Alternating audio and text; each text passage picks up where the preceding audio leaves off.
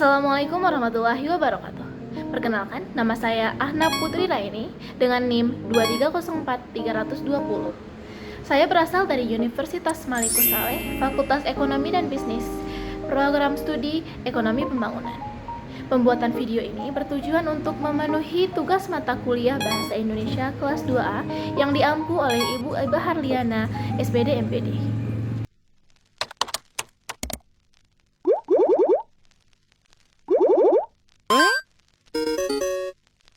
Adapun materi yang akan saya bawakan di sini adalah penulisan kata. Saya akan menjelaskan pedoman penulisan kata yang sesuai dengan Pedoman Umum Ejaan Bahasa Indonesia atau PUEBI. Aturan penulisan kata yang pertama yaitu penulisan kata dasar. Kata dasar adalah unsur bahasa yang diucapkan ataupun dituliskan yang merupakan perwujudan kesatuan perasaan dan pikiran yang dapat digunakan dalam berbahasa. Selain itu, kata dasar merupakan kombinasi morfem yang oleh bahasawan dianggap sebagai satuan terkecil yang dapat diucapkan sebagai bentuk yang bebas. Berdasarkan PUEBI, kata dasar ditulis sebagai satu rangkaian atau kesatuan. Contohnya, ruang kelas penuh sesak. Ayah pergi ke kantor. Kamus itu sangat berat. Yang kedua yaitu penulisan kata berimbuhan. Kata berimbuhan adalah kata yang mendapatkan awalan, sisipan, akhiran, ataupun awalan dan akhiran. Penulisan imbuhan dilakukan serangkai dengan bentuk dasarnya. Apabila ada imbuhan yang didapatkan dari unsur asing, penulisannya serangkai dengan bentuk dasar. Contohnya, penulisan ber dan lari pada kata berlari tidak digunakan spasi, melainkan serangkai ataupun disatukan. Begitu juga pada kata berkesinambungan, memperbaiki, gemetar, dan keinginan. Bentuk kata berimbuhan terikat ditulis secara serangkai dengan kata yang mengikutinya. Contohnya kepada kata adipusana, antar kota, biokimia, antibiotik, dan juga demoralisasi. Apabila terdapat bentuk terikat yang diikuti kata dengan huruf awal kapital atau singkatan yang merupakan huruf kapital, dirangkaikan dengan tanda hubung ataupun tanda strip. Contohnya, pada kata anti PKI, maka di antara anti dan juga kata PKI dituliskan tanda strip sebagai tanda hubungnya. Begitu juga kepada kata non-Amerika, non-ASEAN, pan-Afrikanisme, dan juga pro-Barat. Apabila terdapat bentuk maha yang diikuti kata turunan yang mengacu pada nama ataupun sifat Tuhan, maka ditulis terpisah dengan huruf awal kapital. Contohnya pada kalimat kita panjatkan puji syukur kepada Tuhan yang Maha Pengasih. Maka penulisan maha dan pengasih dituliskan secara terpisah dan kata pengasih dituliskan dengan huruf awal kapital. Namun, apabila bentuk maha diikuti kata dasar, maka dituliskan secara serangkai. Contohnya, pada kalimat bersyukurlah kepada Tuhan yang Maha Kuasa. Karena kuasa bukan merupakan kata turunan, maka penulisan maha dan kuasa dituliskan serangkai. Yang ketiga, penulisan bentuk ulang. Aturan penulisan kata ulang ditulis dengan menggunakan tanda hubung ataupun tanda strip di antara unsur-unsurnya. Contohnya pada kata kupu-kupu, maka di antara kedua unsur kupu dituliskan tanda strip. Begitu juga pada kata anak-anak, lauk pauk, dan berlari-lari. Apabila ada bentuk ulang gabungan kata, penulisannya dilakukan dengan menggunakan unsur pertama. Contohnya, pada kata kisah klasik, maka yang diulangkan yaitu kata pertamanya kisah, sehingga menjadi kisah-kisah klasik. Begitu juga kursi tua yang menjadi kursi-kursi tua, dan bus malam cepat yang menjadi bus-bus malam cepat. Pada kasus bentuk ulang yang memiliki huruf kapital, seperti pada nama lembaga, dokumen, ataupun judul buku, bentuk ulang sempurna diberi huruf kapital pada huruf pertama tiap unsurnya. Contohnya, pada kalimat pembicara mempresentasikan hasil penelitian tentang aplikasi asas-asas hukum pidana, maka pada kata asas-asas, setiap huruf pertama dari setiap unsurnya, yaitu A, digunakan huruf kapital. Bentuk ulang lain diberi huruf kapital hanya diberi pada huruf pertama unsur pertamanya.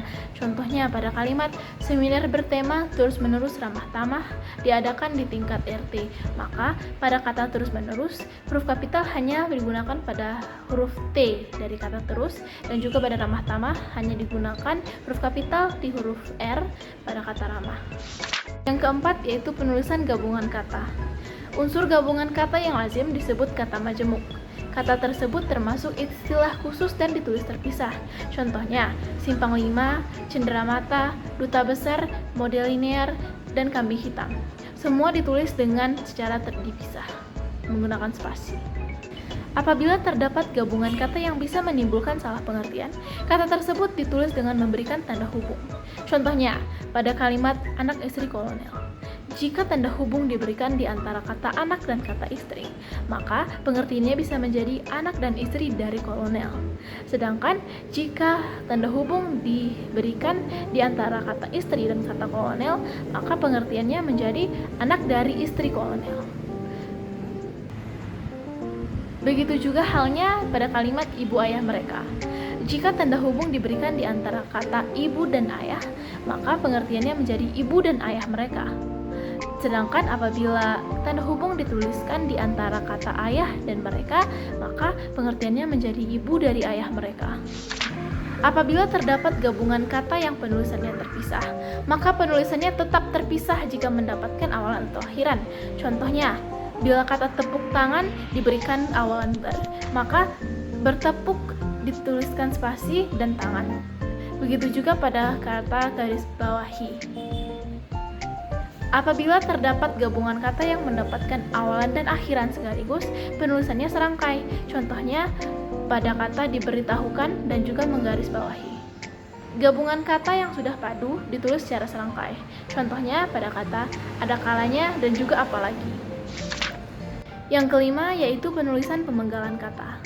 Pemenggalan kata yang sesuai dengan pedoman umum ejaan bahasa Indonesia yang diterapkan pada kata dasar dilakukan dengan cara berikut.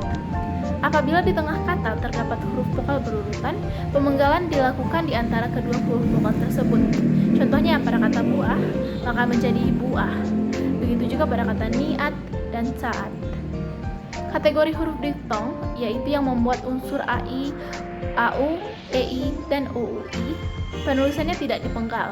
Contohnya pada kata landai, maka dipenggal menjadi landai. Dan juga begitu juga pada kata aura.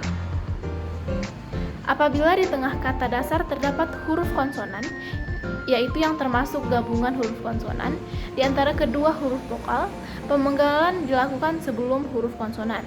Contohnya pada kata banyak, maka pemenggalannya menjadi banyak. Begitu juga pada kata lari. Pemenggalan dilakukan di antara kedua huruf konsonan jika tengah kata dasar ada dua huruf konsonan yang posisinya berurutan. Contohnya pada kata April, begitu juga pada kata makhluk dan juga sanggup. Selanjutnya, pemenggalan dilakukan di antara huruf konsonan pertama dan kedua. Cara ini dilakukan jika di tengah kata dasar terdapat 3 huruf konsonan atau lebih, yang masing-masing melambangkan satu bunyi. Contohnya pada kata ekstra, maka dipenggal menjadi ekstra, infra, dan juga bentrok. Tidak dilakukan pemenggalan kata pada gabungan huruf konsonan yang melambangkan satu bunyi. Contohnya banyak, sehingga menjadi banyak. Begitu juga pada kata ikhlas dan kongres. Yang keenam yaitu penulisan kata depan. Penulisan kata depan yaitu di, ke, dan dari ditulis terpisah dari kata yang mengikutinya. Contohnya di kalimat di mana dia tinggal, maka penulisan di dan mana dituliskan secara terpisah. Begitu juga pada kalimat uang ibu disimpan di dalam dompet, maka penulisan di dan dalam dituliskan secara terpisah karena di merupakan kata depan. Yang ketujuh yaitu penulisan partikel. Penulisan partikel lah, kah, dan juga tah dilakukan secara serangkai dengan kata yang mendahulunya. Contohnya pada kata ambillah, maka dituliskan secara serangkai. Begitu juga dengan tulisan apakah, dituliskan secara serangkai. Penulisan partikel pun dilakukan secara terpisah dari kata yang mendahulunya. Namun, partikel pun yang merupakan unsur kata penghubung ditulis secara serangkai. Contohnya, tidak diminta pun ia akan tetap datang, maka diminta dan pun dituliskan secara terpisah. Penulisan partikel per ditulis terpisah dari kata yang mengikutinya. Namun, aturan ini hanya berlaku untuk per yang maknanya adalah demi, tiap, ataupun mulai. Contohnya, pada kalimat para tamu undangan masuk ke dalam ruangan satu persatu. Per di sini mempunyai makna demi, maka dituliskan secara terpisah. Yang kedelapan, penulisan singkatan dan akronim. Singkatan nama orang, gelar, sapaan, jabatan, dan pangkat diikuti dengan tanda titik pada setiap unsur singkatannya.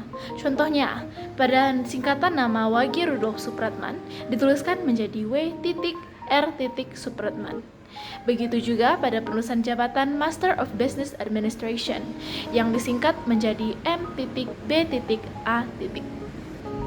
Singkatan yang terdiri dari huruf awal pada setiap kata nama lembaga pemerintah dan ketatanegaraan, lembaga pendidikan, badan atau organisasi, serta nama dokumen resmi ditulis dengan huruf kapital tanpa tanda titik.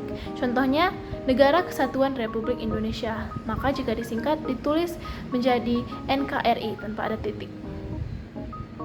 Singkatan yang terdiri atas huruf awal setiap kata yang bukan nama diri ditulis dengan huruf kapital tanpa tanda titik. Contohnya pada penulisan perseroan terbatas menjadi PT tanpa ada titik, dan begitu juga pada penulisan sekolah dasar menjadi SD dituliskan dengan huruf kapital tanpa ada titik. Selanjutnya, singkatan yang terdiri dari 3 huruf atau lebih diikuti tanda titik. Contohnya, penulisan singkatan halaman menjadi HLM dengan titik. Begitu juga pada penulisan dan sebagainya menjadi DSB titik. Singkatan yang terdiri dari 2 huruf yang lazim dipakai dalam surat menyurat, masing-masing diikuti oleh tanda titik. Contohnya, pada penulisan atas nama menjadi A.N. Penulisan lambang kimia, takaran, timbangan, singkatan satuan dan ukuran, serta mata uang tidak diikuti tanda titik. Contohnya, penulisan arsen menjadi AR. Begitu juga kilometer menjadi km. Penulisan dengan huruf kapital pada huruf awal setiap kata tanpa tanda titik dilakukan pada akronim nama diri yang terdiri atas huruf awal setiap kata. Contohnya pada penulisan Badan Intelijen Negara, maka menjadi BIN yang dituliskan dengan huruf kapital dan tanpa titik. Akronim nama diri berupa gabungan suku kata atau gabungan huruf dan suku kata dari deret kata ditulis dengan huruf awal kapital. Contohnya pada penulisan Badan Urusan Logistik menjadi Bulog yang ditulis dengan huruf awal kapital. Begitu juga pada penulisan Kalimantan Timur, maka penulisannya menjadi Kaltim, di mana hanya K yang dituliskan dengan huruf awal kapital. Timnya tidak digunakan huruf kapital. Yang kesembilan yaitu penulisan angka dan bilangan. Angka Arab atau angka Romawi biasanya dipakai sebagai lambang bilangan atau nomor. Penulisan menggunakan huruf untuk bilangan dalam teks, yang dapat dinyatakan dengan 1 atau 2 kata. Namun, ada pengecualian jika bilangan dipakai secara berurutan seperti perincian.